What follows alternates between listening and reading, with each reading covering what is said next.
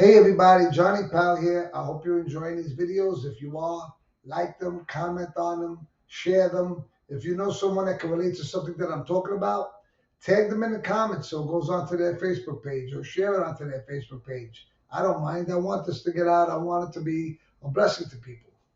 I titled today's video, Who Do You Work For? And we're going to talk about work ethics and having a positive attitude, whether we're working for someone or even if we're volunteering for someone. You know, I'm wearing my sanitation t-shirt because I work for the sanitation department. Now, I got on the sanitation in 1995. I was 26 years old at the time. Typical Brooklyn kid, typical chip on the shoulder, arrogant, cocky, all of the above. Okay? And when I got out of sanitation, I wasn't living for Christ at the time. I was still living my life the way I always lived my life. About 6 months later was when I started reading the Bible, and I just had my little God gave me my revelation and opened my eyes to changing my life around. And but I still had 26 years of a lifestyle that I needed to change to become that new creation, to become transformed and sanctified. And it wasn't that easy because I was on a job now where I was the bottom guy out of all the sanitation workers that worked in Bensonhurst, low man in totem pole and seniority, and I would be bouncing shifts. I would work Monday 4 to midnight. I'd go back Tuesday morning, 8 a.m. to 4 in the afternoon. Go back Tuesday night at midnight to 8 o'clock Wednesday morning. 8 hours on, 8 hours off, 8 hours on, 8 hours off. They called that a round robin. And I didn't know where I was coming or going. I couldn't make plans because I never knew what shift I was going to be working. If it was going to be days, if it was going to be nights. I had to wait till like the day before the afternoon to get my orders to see what shift I was working. More times than not, I was on the midnight shift, especially in the winter. And I wasn't crazy about it. I was always tired. I was always cranky. And it would show in the way I would work and the way I did things. And the details I was getting were not the best details. Because again, I was the bottom guy. I wouldn't be on collection or recycling, making the truck. I would be on a cleaning detail.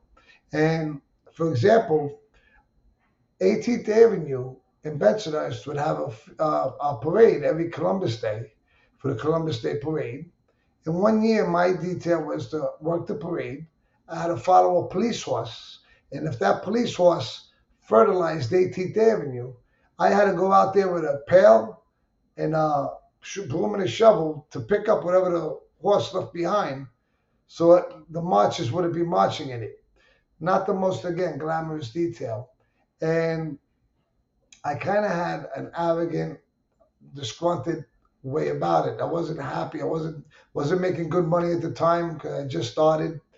And I had a supervisor named Mike, and he noticed I worked for him a lot because we had a bunch of supervisors. The garage is made up in sections.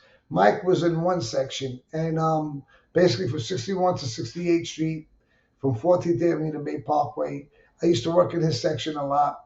And he came to me one day and he said, John, you can't take everything on this job too personally. There's going to be days I might have to give you a complaint. It's nothing personal.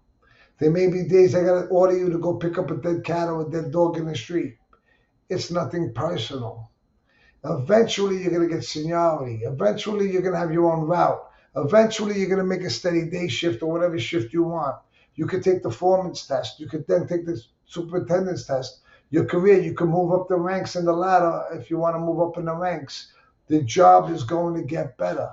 But right now, it is what it is. But you got to get rid of this chip on your shoulder. Aside from him, another guy named John was a senior man at the time, a sanitation worker. And I never forget the way he approached me. He says, I think there's hope for you. So I'm going to talk to you. I think you just maybe a little screwed up in the mind, but I'm going to try to see if I can set you straight. He said something along those lines to me. And I was upset because I was working 4 to 12, 8 to 4 all week. And then all of a sudden I got a 6 to 2 shift in the middle of the week, and I overslept. I woke up like 6:30. They marked me AWOL. And then I was going to get a complaint, and I was going to lose another day's pay. So I wasn't happy. And he says, John, you got to be here at a certain time. The trucks go out at 6 o'clock in the morning. There was no cell phones at this time yet in the 90s either, so it wasn't that I could just call up and tell them where I was. So they didn't know where I was. You oversleep. You're going to be over a half hour late. You want them to hold the truck so you can come in. They don't know if you're sleeping. They don't know if you were in a car accident. They don't know if you were arrested. They don't know where you are. And if you don't come in, if you're a no-show, if you go AWOL, they hold that truck up. Now, they're responsible. They've let you go before. You were late before, and they let you go. So now they told you can't come in.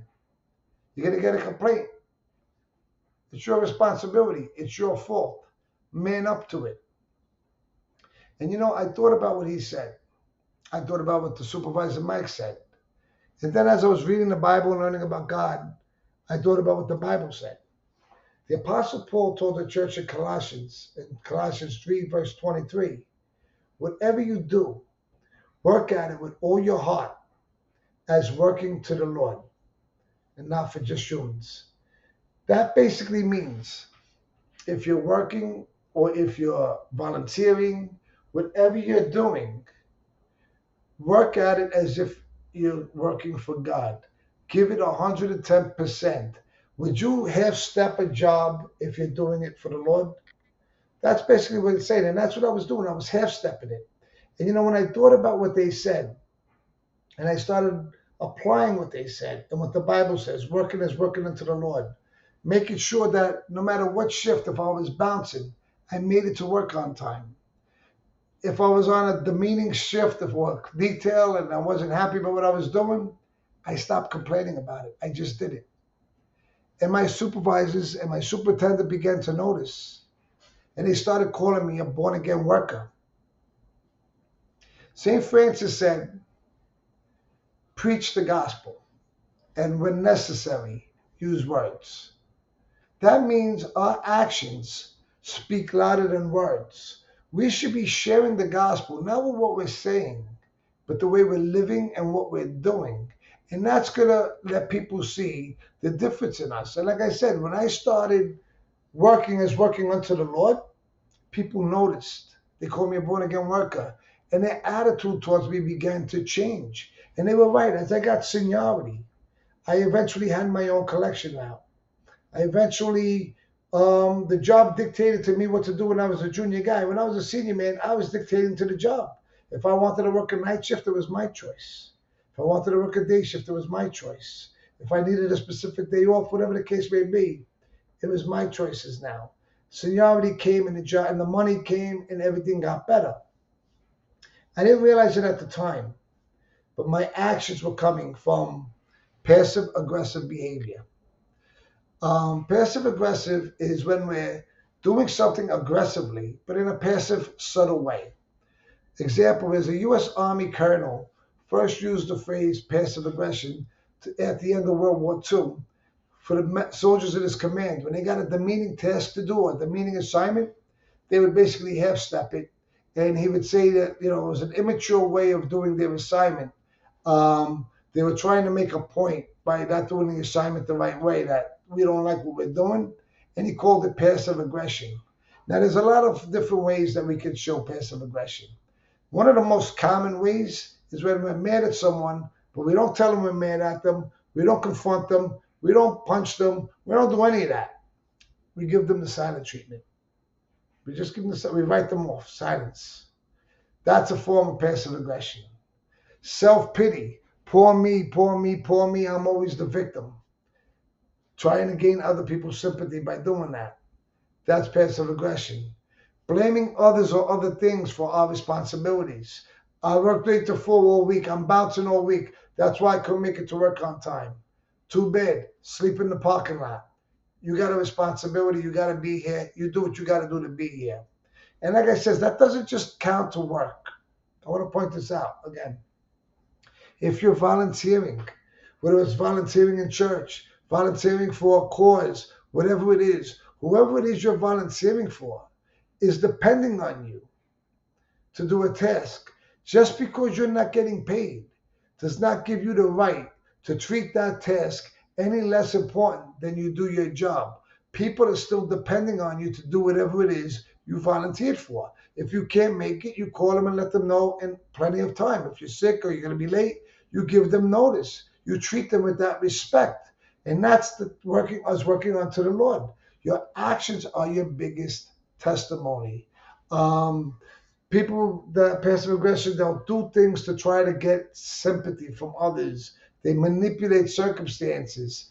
All these different things that they do to show that they're the victim and woe is me and poor me, I gotta work midnight, poor me, I gotta do that. And we gotta overcome that. Jesus, he never manipulated the situation and he never complained about a situation, no matter how demeaning it may have been. Do you realize that Jesus actually touched lepers? Leprosy was a disease, a skin disease that was so contagious you had to have your own colony. That if you were just next to someone with leprosy, you could have caught it. Think of COVID-19 times 100. Okay? But Jesus would touch these people and heal them and called for them to come near him. He didn't look at it as degrading, being near them. He had love and compassion for them. Jesus washed the disciples' feet. You know how demeaning it is to wash somebody else's feet? But Jesus did it because he said, if you want to serve me, you need to be a servant. That means when you work and you're serving your boss or whoever it may be, you work as if you're working unto the Lord.